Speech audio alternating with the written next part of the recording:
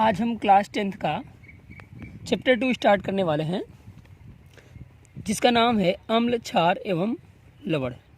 ठीक है, चैप्टर 2 हमारा क्या है? अम्ल, क्षार एवं लवण।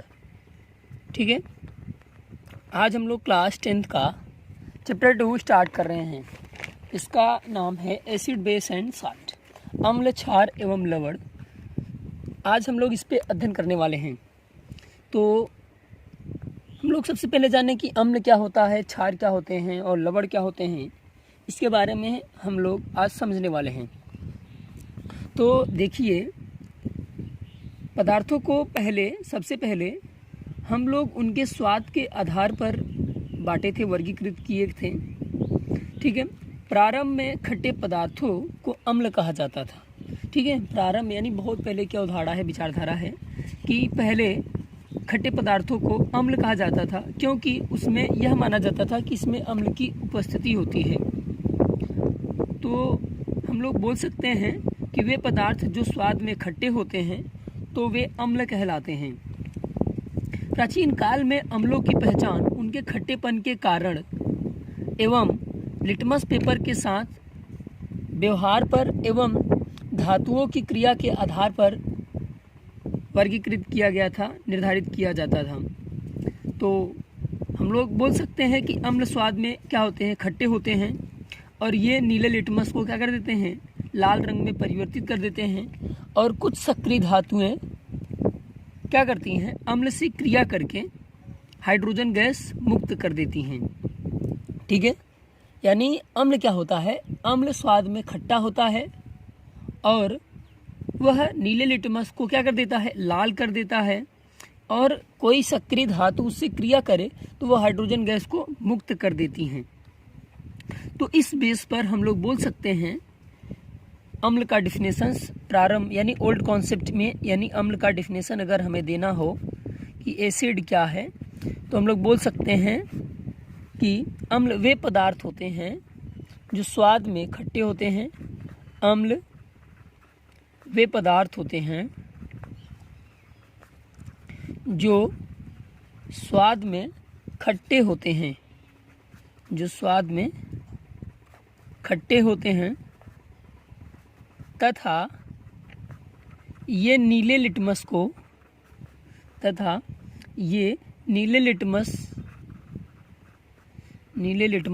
पेपर को लाल कर देते हैं।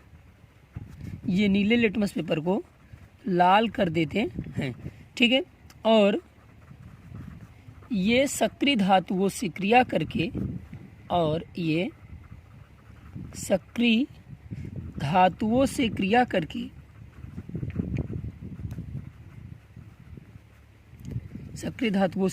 करके हाइड्रोजन गैस मुक्त कर देते हैं। और ये हाइड्रोजन गैस क्या कर देते हैं, मुक्त कर देते हैं। ठीक है, ये हमारी क्या है, पुरानी विचारधारा है, पुराना डिफिनेशन है, यानी पुरानी बातें हैं। तो इसी के बेस पर हम लोग क्या पढ़ें, क्षार। ठीक है, बेस क्षार क्या है, तो इसके बारे में बताया गया कि क्षार जो होते हैं वो स्वाद में क्या होते हैं, कड़वे होते हैं। और अगर हम इन्हें स्पर्श करेंगे तो ये साबुन जैसे चिकने होते हैं।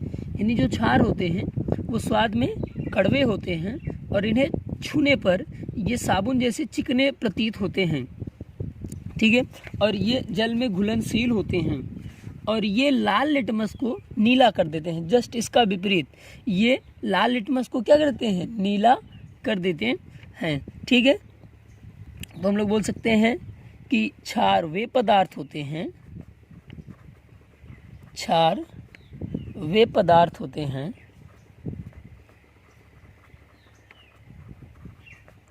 जो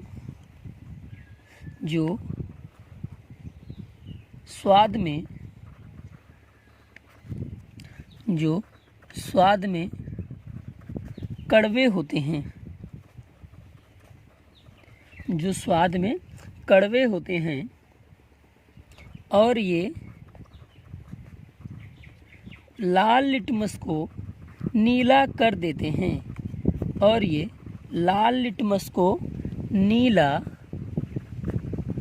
कर देते हैं। ठीक है, इन्हें स्पर्श करने पर साबुन जैसे चिकने होते हैं। साबुन जैसे चिकने होते हैं। ठीक है, तो ये था हमारा क्षार। और आगे की क्या कहानी है, लवण कि लवण क्या है। ठीक है, साल्ट क्या है। तो लवण क्या है, अम्ल और क्षारों की अपक्रिया से लवण और जल बनते हैं। ठीक है, क्षार क्या होते हैं, अम्ल और क्षारों की क्रिया से लवण बनते हैं। इस क्रिया को उदासीन अपक्रिया कहते हैं या उदासीनीकरण अपक्रिया कहते हैं। ठीक है, अम्ल और क्षारों की परस्पर क्रिया से लवण और जल बनते हैं। अम्ल और क्षार की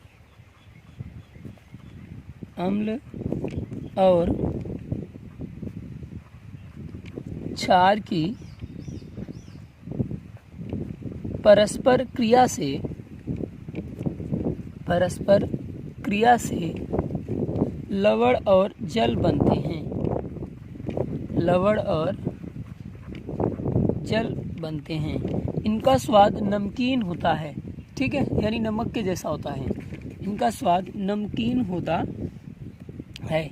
इस क्रिया को हम लोग उदासीनीकरण अपक्रिया कहते हैं, न्यूट्रलाइजेशन रिएक्शंस कहते हैं। यानी लवण बनने की प्रक्रिया न्यूट्रलाइजेशन कहलाती है। ठीक है, तो अगला हमारा टॉपिक है सूचक, इंडिकेटर्स। अगला हमारा टॉपिक है सूचक, इंडिकेटर्स। सूचक क्या होता है, हम लोग आओ उसको समझते हैं। सूचक यानी सूचना प्रकट करेगा, सूचित करेगा। ठीक है, सूचक वे कार्बनिक पदार्थ होते हैं जो अपने रंग परिवर्तन के द्वारा किसी पदार्थ की अम्लीय या क्षारीय प्रकृति को स्पष्ट करता है। ठीक है, सूचक क्या होता है, सूचक एक ऐसा कार्बनिक पदार्थ है जो अपनी उपस्थिति के कारण किसी पदार्थ का अम्लीय और क्षारीय गुण प्रदर्शित करता है। वह यह बता देता है कि पदार्थ अम्लीय है या क्षारीय है। ठीक है, तो हम लोग क्या बोल सकते हैं, इस सूचक वे कार्बनिक पदार्थ होते हैं जो अपने रंग परिवर्तन के द्वारा किसी पदार्थ की अम्लीय या क्षारीय प्रवृत्ति को प्रदर्शित करता है या स्पष्ट करता है। ठीक है, तो आइए हम लिखते हैं। सूचक वे रासायनिक पदार्थ होते हैं, सूचक वे कार्बनिक पदार्थ होते हैं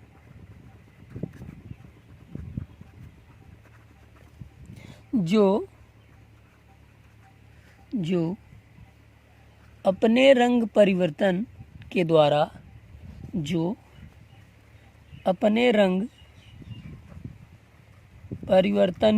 द्वारा किसी पदार्थ की अम्लीय या क्षारीय प्रकृति को स्पष्ट करता है। अम्लीय या क्षारीय प्रकृति को स्पष्ट करता है।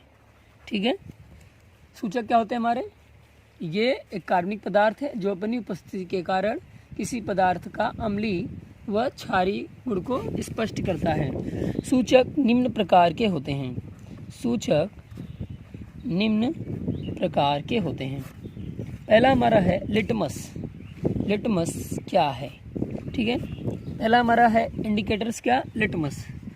लिटमस विलयन बैगनी रंग का होता है जो थैलाफाइटा समूह के लीचेंस से सीधे पौधे द्वारा निकलता है।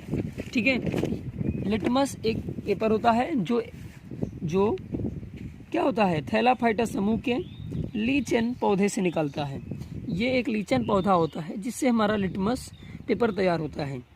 यह एक प्राकृतिक सूचक होता है, यानी जो हमारा लिटमस है वो एक नेचुरल इंडिकेटर्स है। ठीक है, ये प्रकृति में उपस्थित होती है, यानी ये प्राकृतिक होती है, इसे हम लोग बना नहीं सकते हैं। ठीक, लिटमस विलयन जब न तो अम्लीय होता है और न ही क्षारीय होता है, तब यह बैगनी रंग का होता है। यानी जब इसमें ना अम्लीय और ना क्षारीय गुण होगा तब यह बैंगनी रंग का होता है, और अम्लीय विलयन में यह लाल रंग तथा क्षारीय विलयन में यह नीला रंग का हो जाता है। ठीक है, अम्लीय विलयन में यह कैसा होता है, लाल रंग का होता है, और क्षारीय विलयन में यह नीले रंग का हो जाता है।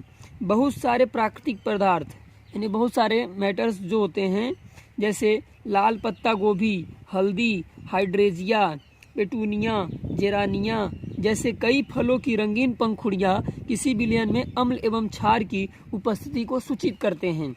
यानी कि जैसे लाल पत्ता का गोभी हो गया और हल्दी हो गया, इनके कली यानी इनके कई फलों की रंगीन पंखुड़ियाँ, जब ये फल लेते हैं तो इनके ऊपर जो रंगीन मतलब छोटे छोटे पंखुड़ियाँ निकलती हैं, वे अगर हम लोग किसी पदार्थ में डाल दें और रंग परिवर्तन हो जाए तो इससे हम लोग प्रदर्शित कर लेंगे, यानी ये भी इंडिकेटर्स का कार्य करते हैं। अगर इनका भी रंग परिवर्तन होगा तो ये इंडिकेटर्स के रूप में लिटमस की तरफ व्यवहार करते हैं। ठीक है, अगर हल्दी का पौधा क्या हो जाएगा, लाल रंग का हो जाएगा तो वो हमारा विलयन अम्लीय होगा, और नीले रंग का हो जाएगा तो वो मेरा विलयन क्षारीय हो जाएगा।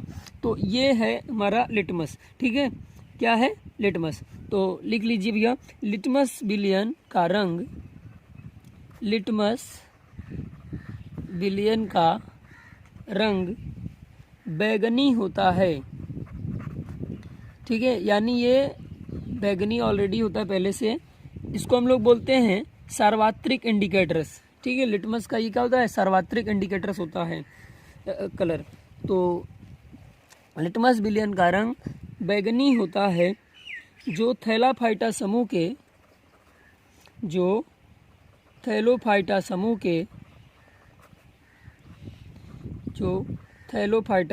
समूह के विलेचन पौधे से निकाला जाता है।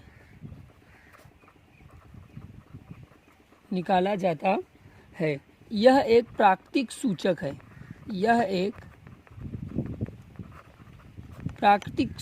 है। ठीक है, यह अम्लीय विलयन में, ठीक है, यह अम्लीय विलयन में लाल रंग,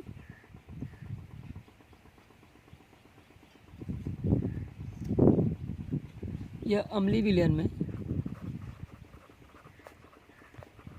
लाल रंग, यह अम्लीय विलयन में, ठीक है फिर से लिख दे रहा हूँ, यह अम्लीय विलयन में लाल रंग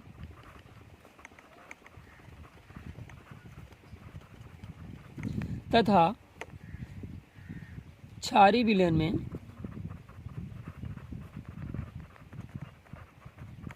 नीला रंग देता है। ठीक है, यानी अगर अम्लीय होगा तो उसमें लाल रंग आएगा और क्षारीय होगा तो नीला रंग आएगा। ठीक है, ये हमारा क्या है, लिटमस है, जो एक इंडिकेटर्स है। ठीक है, सूचक है ये। अगला हमारा इंडिकेटर्स है मेथिल ऑरेंज। यह एक संश्लेषित सूचक है, यानी ये एक आर्टिफिशियल सूचक है, मानव द्वारा निर्मित सूचक है। यह एक क्षारीय सूचक है।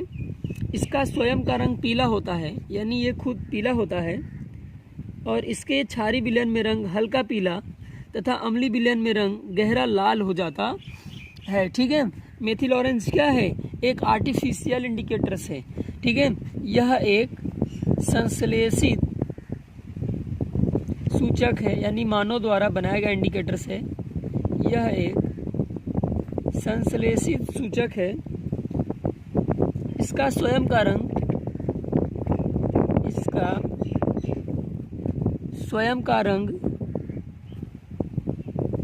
पीला होता है। इसका स्वयं का रंग पीला होता है। क्षारीय विलयन में इसका रंग, क्षारीय विलयन में इसका रंग हल्का पीला तथा अम्लीय विलयन में इसका रंग गहरा लाल हो जाता है। इसका रंग गहरा लाल हो जाता है। ठीक है।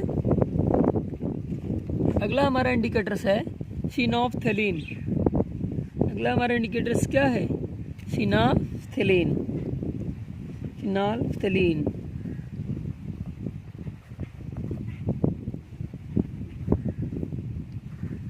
अगला हमारा इंडिकेटर्स है फिनोल्फ्थेलीन।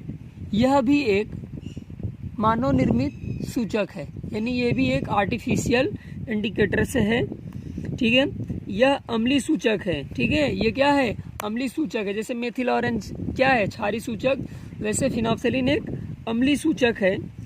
यह अम्लीय विलयन में इसका रंगहीन विलयन होता है, यानी इसका कोई रंग नहीं होता है। अम्लीय विलयन में यह रंगहीन होता है तथा क्षारीय विलयन में यह गुलाबी हो जाता है, ठीक है। क्षारीय विलयन में इसका रंग गुलाबी हो जाता है। यह भी एक संश्लेषित सूचक है।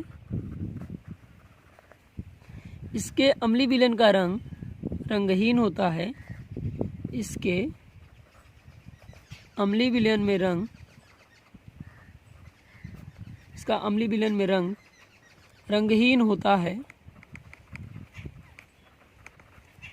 तथा क्षारीय विलयन में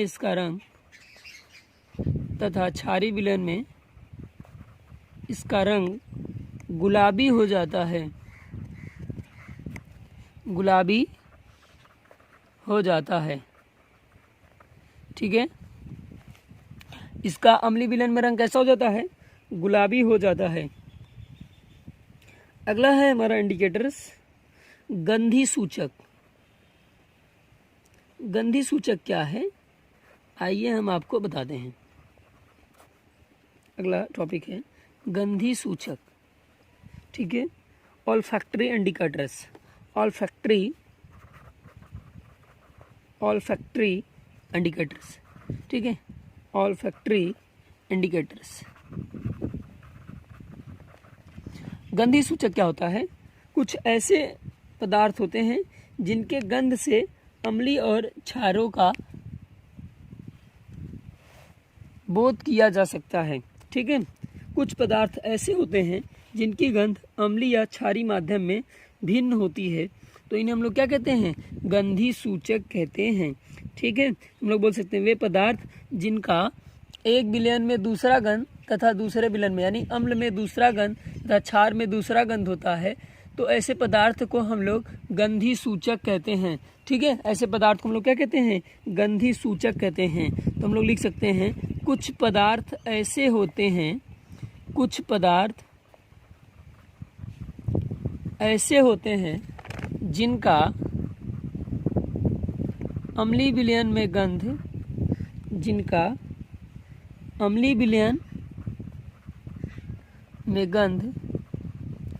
तथा क्षारीय विलयन में गंध भिन्न होते हैं तथा क्षारीय विलयन में गंध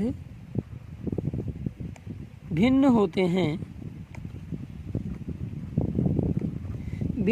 हैं, तो उसे गंधी सूचक कहते हैं। तो उसे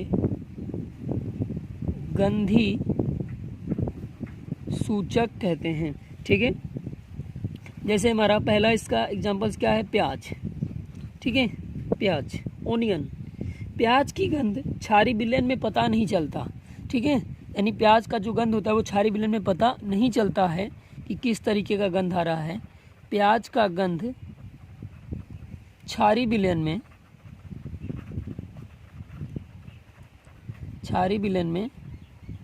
पता नहीं चलता है। क्षारीय विलयन में पता नहीं चलता है, यानी ये नहीं पता कर पाओगे कि किस तरह से गंध आ रही इसकी, ठीक है। पता नहीं चलता है। जबकि अम्लीय विलयन में इसका गंध अम्लीय विलयन में गंध पता चलती है, ठीक है। यानी प्याज का जो गंध होता है अगर क्षार में डाल देंगे तो उसका गंध पता नहीं चलेगा, लेकिन अगर हम लोग क्या कर दें, अम्ल में डाल देंगे तो इसका गंध पता चलता है। ठीक है, अगला हमारा टॉपिक है अम्ल क्या है या अम्ल किसे कहते हैं। एसिड का डिफिनेशन हम लोग लिखने वाले हैं।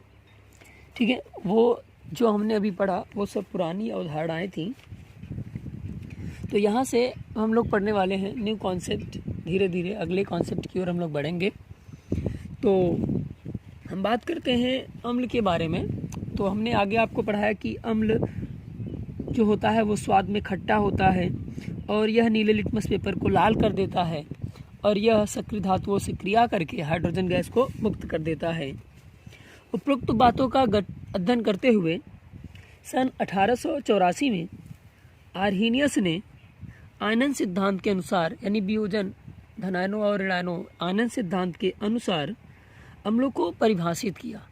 उसने बताया कि अम्ल वे पदार्थ होते हैं जो जल में घुलकर हाइड्रोजन आयन देते हैं, तो उसे हम लोग अम्ल कहते हैं। ठीक है, आर्हेनियस ने क्या सिद्धांत, किसके सिद्धांत के अनुसार? आयनन सिद्धांत के अनुसार अम्ल का डिफिनेशन दिया सन 1884 में।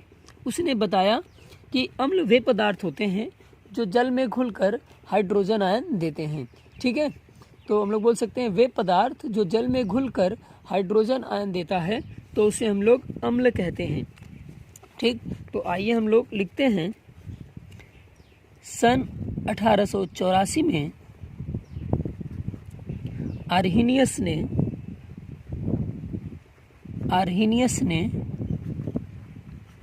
आयनन सिद्धांत के अनुसार आयनन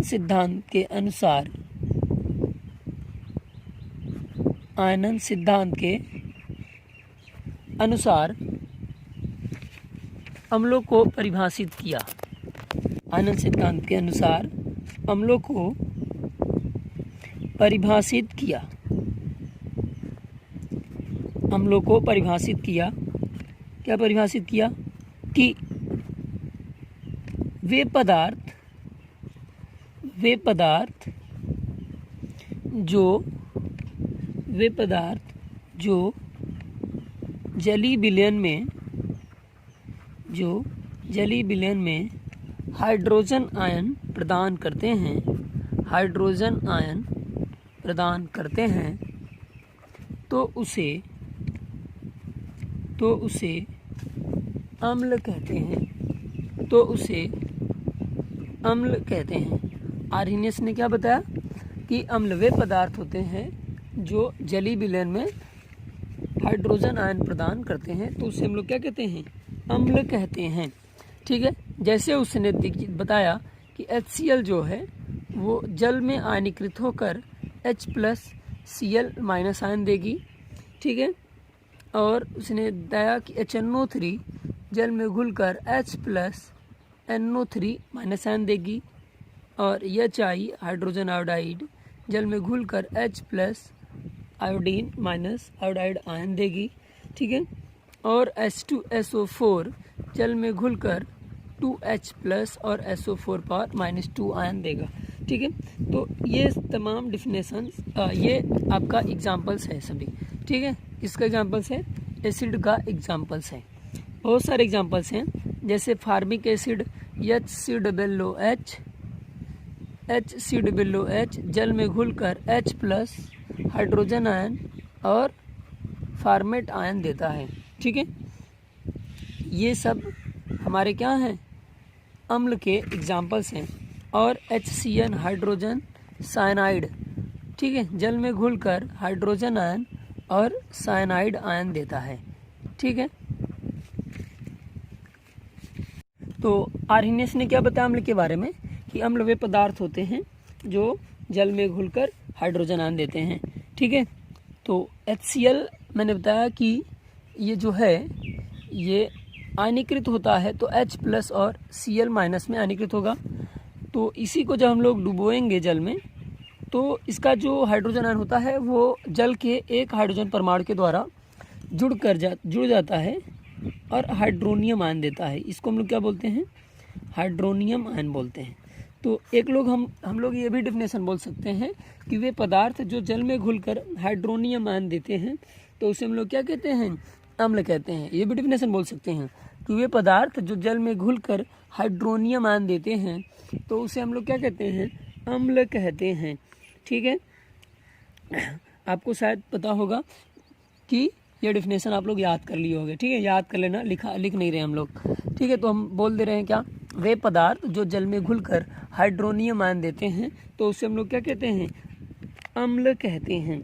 ठीक है, कुछ अम्ल हमारे पदार्थों में भी पाए जाते हैं, खाने वाले पदार्थों में भी पाए जाते हैं।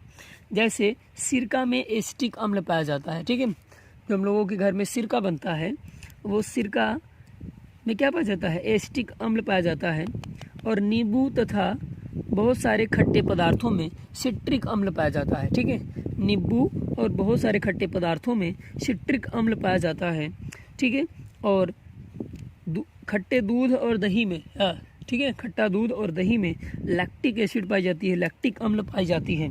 ठीक है, तो बहुत सारे हमारे पदार्थ हैं जिनमें अम्ल पाए जाते हैं।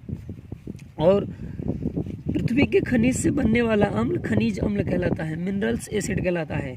ठीक है, यानी पृथ्वी के खनिजों से जो एसिड मिलते हैं वो उसको हम लोग क्या कहते हैं, खनिज अम्ल कहते हैं, मिनरल्स एसिड कहते हैं। इसका एग्जांपल HCl है। ठीक है, HCl जो होता है वो खनिज अम्ल है क्योंकि वो खनिजों से प्राप्त होता है। आइए हम लोग पढ़ते हैं अगला क्षार। क्या पढ़ते हैं, क्षार, बेस। ठीक है, क्षार क्या है, आइए हम लोग बात करते हैं। तो क्षार के बारे में बताया गया, आर्हेनियस ने बताया कि वे पदार्थ जो जल में घुलकर हाइड्रोक्साइड आयन देता हो, OH- आयन देता हो तो उसे हम लोग क्या कहते हैं, क्षार कहते हैं। ठीक है, तो उसे क्या कहा जाता है, क्षार कहा जाता है। हम लोग बोल देंगे क्या, वे पदार्थ जो जल में घुलकर, वे पदार्थ जो जल में घुलकर, जो जल में घुलकर हाइड्रोक्साइड आयन देते हैं, हाइड्रोक्साइड आयन देते हैं तो उसे क्षार कहते हैं, तो उसे क्षार कहते हैं। ठीक है, क्षार क्या है, वे पदार्थ जो जल में घुलकर हाइड्रोक्साइड आयन देते हैं तो उसे हम लोग क्या कहते हैं, क्षार कहते हैं। ठीक है, और वे क्षार जो जलीय विलयन में पूर्ण रूप से आयनीकृत होते हैं, पूर्ण रूप से घुल जाते हैं, वो प्रबल क्षार होते हैं। और जो पूर्ण रूप से नहीं घुलते हैं उन्हें हम लोग क्या कहते हैं, दुर्बल क्षार कहते हैं। ठीक है, जैसे NaOH जब हम लोग जलीय विलयन में घुलेंगे तो ये Na+ और OH- आयन, सोडियम आयन और हाइड्रोक्साइड आयन में घुल जाएगा। ये लोग पूर्ण रूप से घुल जाते हैं तो ये हमारे क्या हैं, प्रबल क्षार हैं। ठीक है, ये हमारे स्ट्रॉन्ग बेस हैं। ठीक है, ये हमारे क्या है, स्ट्रॉन्ग बेस हैं। और जैसे KOH पोटेशियम हाइड्रोक्साइड टूटेगा तो K+ और OH- आयन, ये भी हमारा क्या है, स्ट्रॉन्ग बेस है। और हमारा क्या हो गया, BaOH का whole twice barium hydroxide, Ba+2 और 2OH- आयन। ठीक है, ये भी हमारा क्या है, स्ट्रॉन्ग बेस है। तो ये क्या कर रहे हैं, जल में घुलकर हाइड्रोक्साइड आयन दे रहे हैं तो इनके इस हाइड्रोक्साइड आयन के कारण इन्हें हम लोग क्या बोलते हैं, क्षार कहते हैं। तो क्षार क्या होते हैं, वे पदार्थ जो जल में घुलकर हाइड्रोक्साइड आयन देते हैं तो उसे हम लोग क्या कहते हैं, क्षार कहते हैं। ठीक है, तो उसको हम लोग क्षार कहते हैं। आइए हम लोग अब बात करते हैं आधुनिक अवधारणा। ठीक है, अभी हम लोग ओल्ड कॉन्सेप्ट को पढ़ रहे थे, अब हम लोग न्यू कॉन्सेप्ट पढ़ने वाले हैं। ठीक है, मॉडर्न थियोरी पढ़ने वाले हैं, किसका, अम्ल और क्षार का मॉडर्न डिफिनेशन, मॉडर्न कॉन्सेप्ट पढ़ने वाले हैं। हम लोग स्टडी करने वाले हैं अम्लों एवं क्षारों की आधुनिक अवधारणा, यानी मॉडर्न कॉन्सेप्ट क्या है, हम लोग उसको स्टडी करने वाले हैं। आर्हेनियस का जो आयनिक सिद्धांत था वो अजलीय विलयनों में, यानी बिना जल के विलयन में अम्लीय एवं क्षारीय गुणों को समझाने में विफल रहा। यानी उसने जो डेफिनेशन दी वो जली के लिए, यानी जल के साथ में दिया, तो बिना जल के यानी अजलीय विलयनों में उनके पदार्थों के गुणों को समझाने में आर्हेनियस का सिद्धांत विफल रहा। तो इस सिद्धांत के अनुसार वे पदार्थ अम्ल एवं क्षार होते हैं जो जलीय विलयन में हाइड्रोजन आयन या हाइड्रोक्साइड आयन देते हैं। ठीक है, यानी आर्यनियस ने क्या बताया कि वे पदार्थ अम्ल या क्षार, जो जलीय विलयन में हाइड्रोजन आयन देता है वो अम्ल होता है, जो जलीय विलयन में हाइड्रोक्साइड आयन देता है वो क्षार होता है। तो द्रव अमोनिया, सोडामाइड तथा बहुत सारे पदार्थ होते हैं जो क्या करते हैं, प्रबल क्षार की तरह व्यवहार करते हैं। ठीक है, अमोनिया लिक्विड और फास्फीन और पोटेशियम माइड, जिसको हम लोग पोटासियमाइड कहते हैं, ये सब लोग प्रबल क्षार की तरह व्यवहार करते हैं। बल्कि ये जलीय विलयन में हाइड्रोक्साइड आयन नहीं देते हैं, OH- आयन नहीं देते हैं। तो इसके बारे में, इसका डिफिनेशन हम लोग आर्हेनियस के सिद्धांत के अनुसार हम लोग नहीं दे सकते, ओल्ड कॉन्सेप्ट के अनुसार, कि अगर हमसे कोई कह दे बताओ अमोनिया क्षार है तो कैसे बताओगे डिफिनेशन के लिए, तो ओल्ड कॉन्सेप्ट नहीं देंगे, उसको जलीय विलयन करेंगे तो उसमें हाइड्रोक्साइड आयन आएगा नहीं। ठीक है, तो इसके लिए मॉडर्न कॉन्सेप्ट को अपनाया गया कि भाई ये लोग जब क्षारीय गुण प्रदर्शित कर रहे हैं तो उनका डिफिनेशन भी अलग होना चाहिए। इसी प्रकार BF3, AlCl3, FeCl3 आदि पदार्थ अम्लीय गुण को प्रदर्शित करते हैं, जबकि इनके जलीय विलयन में कोई हाइड्रोजन आयन होता नहीं है। ठीक है, जैसे देखिए हम लिख दे रहे हैं अमोनिया, सोडामाइड, पोटासियमाइड, ये लोग क्या होते हैं, प्रबल क्षार की तरफ गुण प्रदर्शित करते हैं, जबकि AlCl3, BF3, FeCl3 ये सब क्या होते हैं, अम्ल की तरह गुण प्रदर्शित करते हैं, जबकि इनमें ना तो हाइड्रोजन आयन है और इनके जलीय विलयन में ना तो हाइड्रोक्साइड आयन है। तब भी ये लोग क्या है, ये क्षार है, ये अम्ल है। तो इस अनुसार वो हमारा डिफिनेशन क्या रहा, असफल रहा। ठीक है, तो एक वैज्ञानिक था जिसका नाम था ब्राउनस्टेड एवं लॉरी, उसने प्रोटॉन के अकॉर्डिंग, प्रोटॉन विनिमय सिद्धांत के अकॉर्डिंग डिफिनेशन किया। ठीक है, क्या किया उसने, डिफिनेशन किया। तो उसने बताया कि ब्राउनस्टेड और लॉरी ने बताया कि वे पदार्थ या वे अणु या वे आयन जो प्रोटॉन दाता होते हैं, यानी जो प्रोटॉन दान करने का गुण रखते हैं, तो वे अम्ल कहलाते हैं। ठीक है, क्या बोला ब्राउनस्टेड और लॉरी ने, उसने बताया कि वे पदार्थ जो प्रोटॉन दान करने का गुण रखते हैं, प्रोटॉन को त्यागने का गुण रखते हैं, तो वे अम्ल कहलाते हैं, और जो प्रोटॉन को ग्रहण करने का गुण रखते हैं वे क्या कहलाते हैं, वे क्षार कहलाते हैं। ठीक है, क्या बोला लॉरी और ब्राउनस्टेड ने बोला कि अम्ल वे पदार्थ होते हैं जो प्रोटॉन को त्यागने की प्रवृत्ति रखते हैं, जो प्रोटॉन को ग्रहण करने की प्रवृत्ति रखते हैं, तो वे हमारे क्या कहलाते हैं, तो वे हमारे अम्ल कहलाते हैं, और जो प्रोटॉन को ग्रहण करने का गुण रखता है वो हमारा क्षार कहलाता है। जो पदार्थ जितनी सरलता से प्रोटॉन को प्रदान करता है वो उतना ही प्रबल अम्ल होता है। ठीक है, जो पदार्थ जितनी सरलता से प्रोटॉन को प्रदान करता है वह उतना ही प्रबल अम्ल होता है, और जो जितनी देर से, या ठीक है, तो जितनी देर से वो प्रोटॉन को त्यागने की गुण रखेगा उसकी अम्लता उतनी कम होती जाएगी। यानी जो अम्लता होता है वो प्रोटॉन के त्यागने की प्रकृति पर निर्भर करता है। ठीक है, और प्रोटॉन कौन त्यागेगा, प्रोटॉन वही पदार्थ त्यागेगा, ठीक है, जिसके पास उपरोक्त इलेक्ट्रॉन्स हों। ठीक है, तो आइए हम आपको दिखाते हैं। ठीक है, जिसके पास प्रोटॉन्स होगा, ठीक है, जो धनावेशित पार्टिकल्स होते हैं हमारे, जो हमारे धनावेशित मूलक होते हैं, वे सभी हमारे एसिड्स होते हैं। ठीक है, जैसे NH4+ हमारा क्या होता है, एसिड होता है। क्लियर है, और जितने भी नेगेटिव पार्टिकल्स होते हैं हमारे, जितने भी नेगेटिव रेडिकल होते हैं हमारे, वे सभी हमारे क्या होते हैं, क्षार होते हैं। जैसे Cl- ion, fluorine minus ion, ये सब हमारे क्या होते हैं, क्षार होते हैं। ओके, आप लोग समझ पा रहे होंगे। जैसे NH4+, PH4+, ये सब हमारे क्या हैं, एसिड हैं। ठीक है, धनावेशित पार्टिकल्स, धनावेशित आयन यानी धनायन क्या होते हैं, अम्ल होते हैं, और ऋणायन क्या होते हैं, क्षार होते हैं। क्योंकि जो ऋणायन होते हैं वो प्रोटॉन को ग्रहण करते हैं, और जो धनायन होते हैं वो प्रोटॉन को त्यागते हैं। ठीक है, आप लोग समझ पा रहे होंगे शायद मेरी बातों को। क्या होता है, धनायन क्या होता है, धनायन हमारा एसिड होता है। क्यों? क्योंकि वो प्रोटॉन को त्यागने की नेचर रखता है। और जो हमारा ऋणायन होता है वो हमारा क्या होता है, क्षार होता है, क्योंकि वो प्रोटॉन को ग्रहण करने की क्षमता को रखता है। ठीक है, आप लोग समझ पा रहे हैं शायद। तो ब्राउनस्टेट एवं लॉरी ने क्या बताया, ब्राउनस्टेट एवं लॉरी ने अपना मॉडर्न कॉन्सेप्ट दिया और बताया कि जो अम्ल होता है वो प्रोटॉन को त्यागने की प्रवृत्ति रखता है। ठीक है, तो उसने डिफिनेशन दिया कि प्रोटॉन वे पदार्थ होते हैं जो अम्ल वे पदार्थ होते हैं जो प्रोटॉन को त्यागने की प्रवृत्ति रखते हैं। और अम्ल क्या होते हैं, अम्ल वे पदार्थ होते हैं जो प्रोटॉन को ग्रहण करने की प्रवृत्ति को रखते हैं। ठीक है, तो ये हमारा ब्राउनस्टेट एवं लॉरी का सिद्धांत था। आइए हम इसको लिखते हैं। अभी आपको हम समझा के और लिखवा दे रहे हैं। तो ब्राउनस्टेट एवं लॉरी के मतानुसार, ब्राउनस्टेट एवं लॉरी के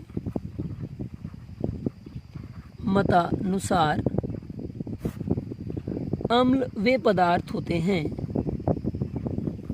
अम्ल वे पदार्थ होते हैं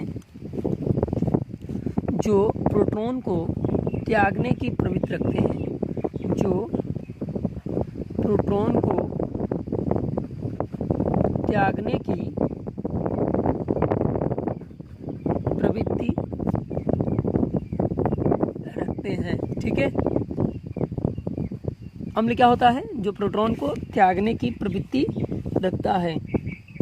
ठीक है, जैसे आइए देखिए, हम लोग पढ़े HCl, H positive Cl negative. तो ये हमारा क्या है, ये हमारा ओल्ड कॉन्सेप्ट है, ये हमारी पुरानी विचारधारा है। न्यू विचारधारा क्या है कि जब हम लोग HCl का एक्वस कराएंगे, जली विलयन कराएंगे, तो ये हाइड्रोनियम आयन देगा, यानी अपने प्रोटॉन को त्याग देगा जल में, और Cl माइनस आयन हमारा निकल जाएगा। ये हमारा क्या है, न्यू कॉन्सेप्ट है। ठीक है, ये हमारा क्या है, न्यू कॉन्सेप्ट है। अभी देखो NH4+ पॉजिटिव, ठीक है, ये हमारा क्या है, अम्ल है। जब हम इसका जली विलयन करा देंगे तो ये क्या देगा, हाइड्रोनियम आयन दे देगा और अमोनिया निकल जाएगी। ये क्षार है, इस क्षार को हम लोग क्या बोलते हैं, संयुग्मी क्षार कहते हैं। क्या कहते हैं, संयुग्मी क्षार कहते हैं। ठीक है, किसी अम्ल का जब जली विलयन कराते हैं तो वो क्या देता है, जली विलयन के साथ संयुग्मी क्षार देता है। ठीक है, संयुग्मी क्षार देता है। तो संयुग्मी क्षार क्या होते हैं, लॉरी के मतानुसार किसी अम्ल द्वारा प्रोटॉन दान प्रदान करने के पश्चात, किसी अम्ल के द्वारा प्रोटॉन दान करने के पश्चात बची स्पीसीज, बचा पदार्थ संयुग्मी क्षार कहलाता है। ठीक है, संयुग्मी क्षार क्या है उसको भी सुन लो तुम लोग। संयुग्मी क्षार क्या है, किसी अम्ल के द्वारा प्रोटॉन प्रदान करने के पश्चात, यानी प्रोटॉन मैंने प्रदान कर दिया, प्रोटॉन प्रदान करने के पश्चात बचा स्पीसीज संयुग्मी क्षार कहलाता है। ठीक है, बचा स्पीसीज क्या कहलाता है, संयुग्मी क्षार कहलाता है। ठीक है, आप लोग अब समझ पा रहे होंगे। जैसे अगर हम आपको बताएं कि जैसे देखिए सोडियम आयन है, ठीक है, सोडियम आयन क्या है, ये एसिड है, क्योंकि ये प्रोटॉन को प्रदान कर देगा। ठीक है, क्योंकि ये अपना आवेश इलेक्ट्रॉन्स दे देगा। तो जब भैया हम लोग इसको प्रोटॉन देते थे, पॉजिटिव क्या होता है, हाइड्रोजन आयन ही तो होती है। हाइड्रोजन आयन हमारी क्या कहलाती है, प्रोटॉन्स कहलाती है। तो ब्राउनस्टेट लॉरी के अनुसार अम्ल वे पदार्थ होते हैं जो प्रोटॉन त्यागने की प्रवृत्ति को रखते हैं। ठीक है, ब्राउनस्टेट लॉरी के अनुसार क्षार क्या होते हैं, मैंने बताया क्षार के बारे में। ब्राउनस्टेट और लॉरी की उदाहरण क्या कहती है कि क्षार वे पदार्थ होते हैं, क्षार वे पदार्थ होते हैं जो प्रोटॉन को ग्रहण करने की प्रवृत्ति रखते हैं। क्षार वे पदार्थ होते हैं जो प्रोटॉन को ग्रहण करने की प्रवृत्ति रखते हैं, जो प्रोटॉन को ग्रहण करने की प्रवृत्ति रखते हैं। ठीक है, जैसे देखिए अगर हम Cl माइनस आयन, ठीक है, Cl माइनस आयन को हाइड्रोनियम आयन में घोलें तो ये क्या देगा, इसका H प्लस इसका प्रोटॉन, ये इसका प्रोटॉन ग्रहण कर लेगा ना भैया। अरे ये भैया हाइड्रोनियम आयन क्या है, H2O धन प्रोटॉन यानी हाइड्रोजन आयन, तो इसका hydrogen ion Cl minus ion से क्रिया करके HCl और हमारा जल बाहर। तो ये हमारा क्या है, संयुग्मी अम्ल है। ठीक है, संयुग्मी अम्ल है, यानी संयुग्मी अम्ल किसे कहते हैं, लॉरी के अनुसार। ठीक है, लॉरी के अनुसार किसी क्षार में प्रोटॉन को ग्रहण करने के पश्चात बना स्पीसीज संयुग्मी अम्ल कहलाता है। ठीक है, यानी किसी क्षार के द्वारा प्रोटॉन ग्रहण करने के पश्चात जो बचा स्पीसीज होता है, जो बचा भाग होता है, वह संयुग्मी अम्ल कहलाता है। ठीक है, वो हमारा क्या कहलाता है, संयुग्मी अम्ल कहलाता है। ठीक है, जितने भी नेगेटिव होते हैं, जितने भी ऋणायन होते हैं, वो सब हमारे क्या होते हैं, क्षार होते हैं। ठीक है, वो सब हमारे क्या होते हैं, क्षार होते हैं। ठीक है, जैसे अगर हम देखें आयोडीन माइनस आयन हम लोग हाइड्रोनियम आयन से रिएक्ट कराएं तो ये क्या बना देगी, HI और H2O। तो देखो भैया ये हमारी क्या बन गई, संयुग्मी अम्ल, और ये हमारा क्या है, क्षार है। तो जितने भी ऋणायन होते हैं वो क्या होते हैं, हमारे संयुग्मी क्षार होते हैं। ठीक है, तो शायद आप लोगन को समझ में आया होगा। ठीक है।